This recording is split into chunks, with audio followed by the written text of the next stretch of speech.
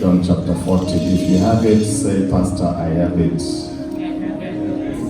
Thank you. I'll read from this podium. It says, if you love me, keep my commandments.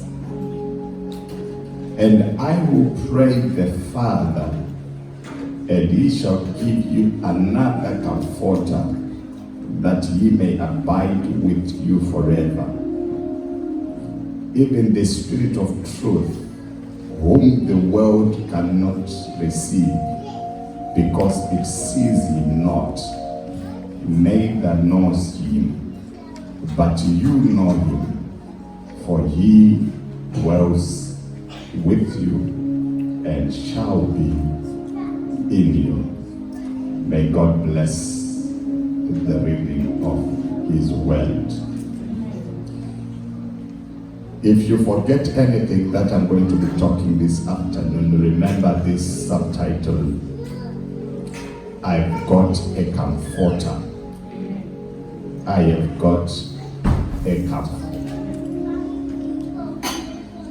The Lord willing, I want to teach, not to exhort you, but to try to teach and give you information and weapons to negotiate some challenges of life whenever they come. If you remember correctly, I've told you, I haven't lied to you, I've told you that problems come. Did I tell you? I'm telling you again, problems come. Why problems come to humanity is because it's the nature of life. Challenges come not because of who we are, but they come because it's how life is. It's how God has designed it. And this is the beginning of challenges to most Christians, because they want to measure their God against challenges, which is a weakness. Because you are trying to measure a God who has designed that everyone will face challenges in this world. And I want to tell you that even from the beginning of creation, in chapter 3, when men fell before the Lord, God started to talk about challenges. And one of the challenges that we hear God talking about is the labor of this life. Yes, he said, men shall labor. And he said, out of your sweat you shall eat the fruit of the land. That is still there. Whether you are a Christian today, your thorns and thistles are planted in your path. Amen. Amen. Amen. Thorns and thistles are planted in your path because God cursed the ground and he cleansed birth, childbearing. And since you came to this earth, you have been taught that you face pain when you give birth to children. And that has not changed. It's not going to change until we are in the next life. So there's a false gospel that is peddled in Pentecostal churches, which negates the suffering of the believers, which makes us not know that we are supposed to go through suffering. And it really relates when it gets bad when it is related to our Christian faith, because some interpret our challenges against our relationship with God. When one is going through challenges, the people would come and say, have you not wronged God? What is happening to you? Have you been worshiping God? Have you been praying? Have you been fasting? Whereby people want to interpret challenges as to our relationship with God. Praise the Lord. Amen. I want to submit again today that you are not exonerated from challenges. You are not special because you receive Jesus Christ. Receiving Jesus Christ is positional. We are receiving Jesus, and Jesus placed us in a position to be with God. It's a relational position that God gives us, gives you and me. But from that position, we still need to come down on earth and suffer like everyone else. If you read well, the Bible says Jesus himself, who is your brother, he has gone through temptations and trials. And actually it says, as they happen to every man. It says these temptations and trials happened to our Lord Jesus Christ as they happened to humanity or to us, but he was victorious.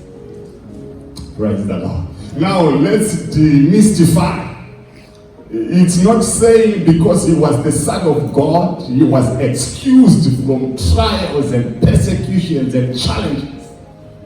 Because there is this thing that we think if you are a believer, you are not lied to. You need to be lied to. You need to be tricked. Yes, you can marry a wrong man. Hi, Randy.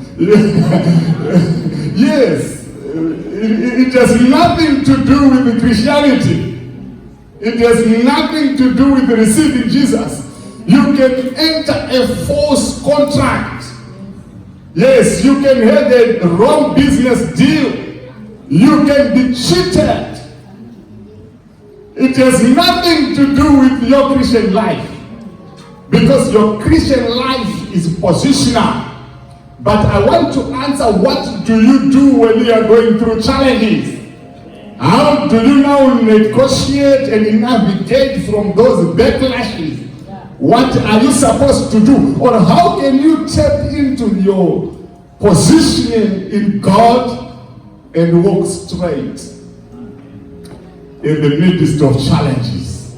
How can you say when you are nailed on the cross and you say, Father, forgive them, for they do not know what they are doing? When a nail is there and you are seeing a Roman soldier there with a hammer and a chisel, you are seeing your enemy, you are waking up to your enemy, you are waking up to someone who has mudslinged you. How can you say, Lord, forgive them? Or how can you be like Joseph when he saw his brothers coming to him as a guardian after having lied to him, after they have sold him to the Ishmaelites, and an opportunity arose that the very same people, you know, the testing of our Christianity is when the very thing that frustrates us presents an opportunity before us. How do we react? And these people came and the brothers say, what happened to your brother? And they continued to lie. Instead of saying, we made a mistake about him and this happened, they continued to say, he was marooned by animals. He was destroyed. The Bible says Joseph stood up and went to a quiet room and cried. There are people who don't repent, even in church, and you are expecting them to repent, but they don't. This is why God says, vengeance belongs to me. It is nothing to do with you. Don't waste time wanting them to see they are wrong. You simply need to walk straight and continue your journey. Praise the Lord. Praise the Lord. You have got a comforter. That's where I'm driving today. Praise the Lord. So the Bible says he withdrew from them. And he came again and asked the same question. What happened? And they lied. And Joseph answered back. And he revealed himself to them and he answered. And he said, I am Joseph. I know what you did to me. Look, that's the level of Christianity. That's the level of maturity in God. I know what happened. I know the truth. I know what you said. You did it for evil. But God, but who? But God did it for good. There are some people who are going to do things for evil. I want you to repeat, for evil. You know why people do things for evil is because of our deprived nature. We have got this nature in us, the evil nature in us, the old man, the old nature, the old person. He keeps on appearing. The old person can be a guest in your life. You are good because you love God, but the old person, the old self can be a guest. Surprise! They simply come. And they do what? Evil. Yourself seated there, you have done evil, even to a brother or to a sister, even to a loved one. Because it's who we are. So, you meant it for evil, but God meant it for good. I'm drawing Paul. And Paul interpreting such a scenario, such a context when you're in such a predicament. Paul says there are things that have befallen me in my journey with God. And he says these things were negative things. If you read 2 Corinthians, you begin to see him describing the evil things that had happened to you. I like what Elder says. He talks about a certain guy. What was his name? That guy. He says Alexander the coppersmith. He did much evil. The evil was not less. He says he did much evil. May God deal with you. I cannot even measure the quantity of vengeance. May the Lord deal with Alexander the coppersmith. And Paul is saying, when I arrived at Asia Minor, I fought animals. And he was referring to evil human beings at that church, in that region. But look at how he concludes the experience. The experience of a believer, of a mature believer. He says, all those things that befell me, they were working together for good. Look, language. They were working together for good. In some certainty, he says, they propelled my calling. They advanced. There were some spices. They accelerated my calling. They were working for the gospel. Do you know that some of these things that we spend time laboring on, they are for your good? Pastor, how can you say they are for my good when they are negative? Because the Bible says all things in God.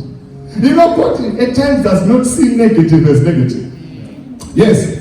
He says, for example, he says, God is so bright. Even darkness in the eyes of God is light.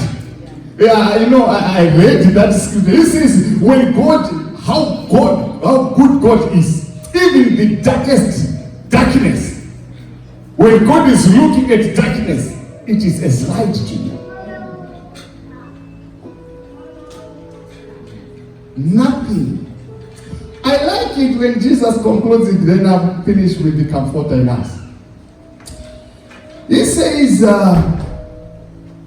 there is nothing as far as temptations are concerned that can befall us. You know, when I read my Bible, I take time because language is important. He says, there is no temptation greater than. Now, if you zero on that statement, it is presupposing that temptations are always what? Coming. They are always what? Coming. But what God does not allow, in that big allowance of all the temptations, is he measures you. He looks at you. He looks at your company and the challenges that you are going through. Then he weighs it. And he sees at this level of temptation, is Genesis Enterprise able? Are they going to succumb to it? And this is where God comes and liberates it. So as long as he's looking at you, seeing your potential, he allows certain things to happen. But he does not only allow things that are greater than your level. So what does that mean, Pastor Sad? It means anything that is catapulted at me, it's on my level. Because there's no point of it coming when it's greater than me. There is no point because he's already a regulator. He has already put a regulator, a thermostat. Our God or the Holy Spirit is our thermostat. He tests the temperatures. Some are not believing me. Ask Job. Job has nothing to do with what is happening between God and Satan and the devil. He's busy in their good and the best of their life, like you. Very good coming to church every Sunday, your tithes are there, and worshiping God, fasting whenever you can, loving someone, calling someone along the week. Perfect Christian. You have nothing with the discourse between God and everyone. The Bible says Satan is walking around and then they meet up with God.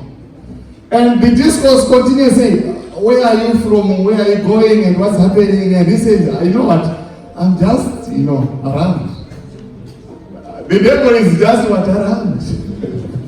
He doesn't go far. He goes to and fro seeking someone he can devour. He's around. He's around. Even closer than what you think.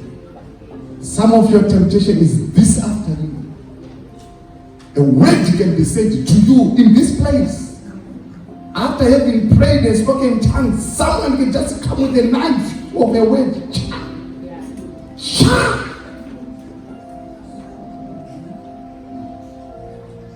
And you are busy looking at that person and frowning and saying, but the discourse had nothing to do with it. It was what the God and the devil were talking about you. And he says, but have you considered it was God's recommendation? It was God's whose recommendation? Have you seen Miss who? I know you don't want your name there. Have you seen my faithful servant there? God boasting. Do you know that God boasts with us? Because even Jesus is not afraid to be called our brother. He boasts with us. And the devil says, no. Allow me to deal with you. And you know what God's answer was? He says, we have got a deal. Yes, but don't just kill them. You will go into certain challenges. The only thing that is there, you will not die. Because that was the deal. Yes, you go through thick and thin. Never think you will die, that you won't. Especially when we are in that situation, you won't die now. You can die another time, but in that time, don't kill him. You can go into a serious fatal accident and you're just surviving yourself. Yes, everything is ranked but yourself. You go in a theater, you delay your wake up, but still just waking up. Have you considered him? Have you considered? And you know what happened to Job? Everything. Not how they come to us. Job's happening was instantly, simultaneously. One immediately, one after the other. Quite one problem after 2 weeks or 3 weeks and you forget. There was no space. One is coming, when one finishes, another one comes. When another one finishes, one other comes. Look at everything. And Jesus is saying, there is no temptation that will come to you that he has never experienced. But one thing that is not going to allow is the level. Are you with me, son?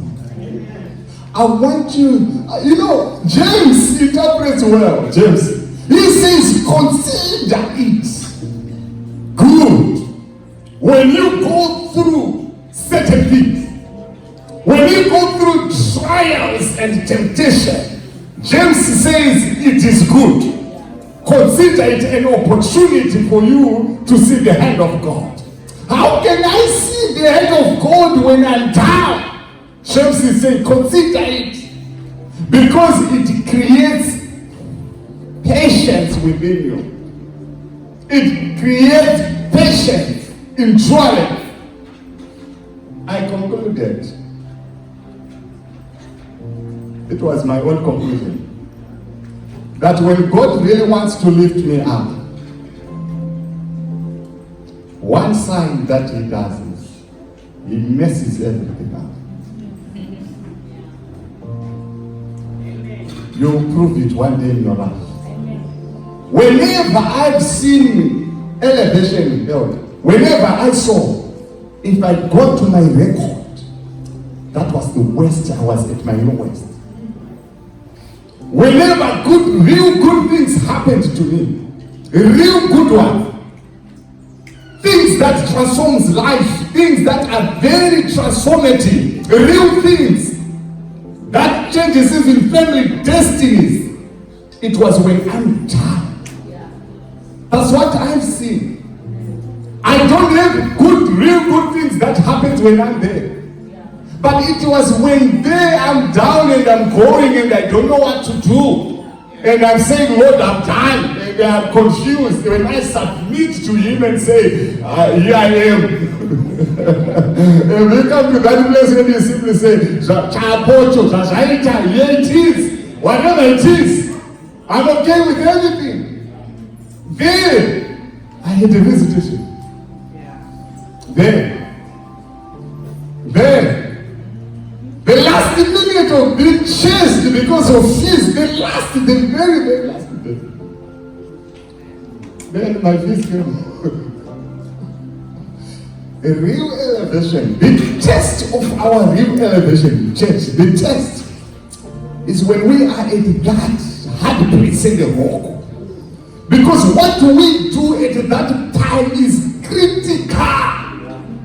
That's where everything is. That's where your success is. How you respond. Better to be quiet if you're not sure. Zip it out. Don't sell like Esau. He sold by a word. His inheritance. He could have kept quiet. If he had kept quiet in that moment with Jacob, he had won. But your answer, you will answer fast. David, one day, he's running away from Saul. And he's in a valley. But at the other side of the valley, they came this other guy. And the Bible says he began to shout himself.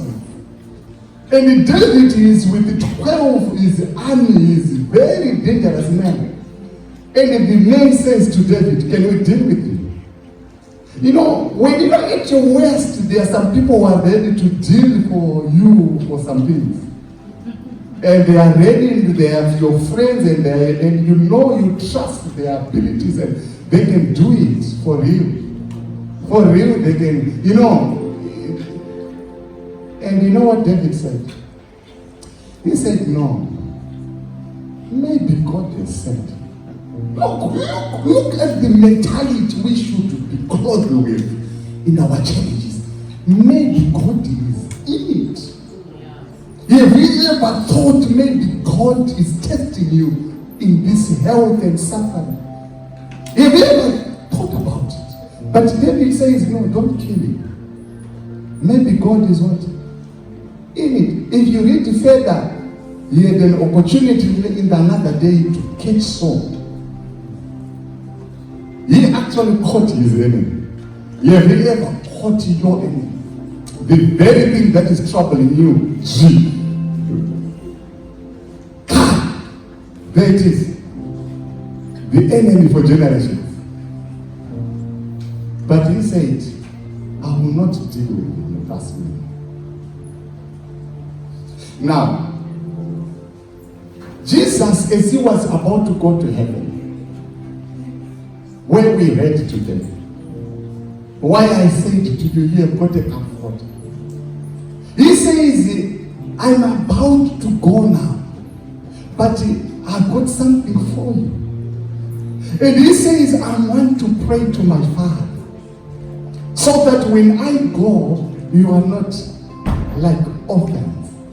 You are not alone. You know, God loves us that every time he wants one of himself, his Godhead, to be with us. You know, even in Genesis, you begin to see him coming to Adam, to fellowship. And now Jesus has come at this time. Even in between time, God would continually use the prophet to send word to the creation, to the people. God loves continually to talk to you, regardless of the situation.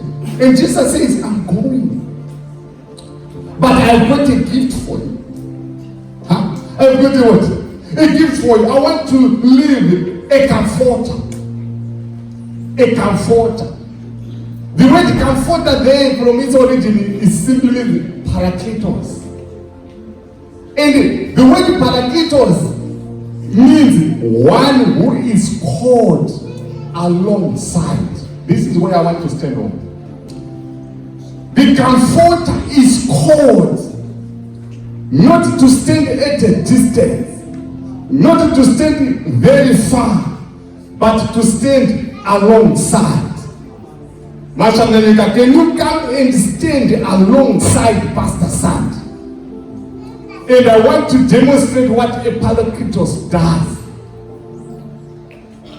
A parakletos stands shoulder to shoulder, level to level. But he does not take my place. He does not replace me. Neither does he go ahead of me. But he stands alongside, parallel. Parakletos from the word parallel. He's called, I'm going to leave someone who will be with you.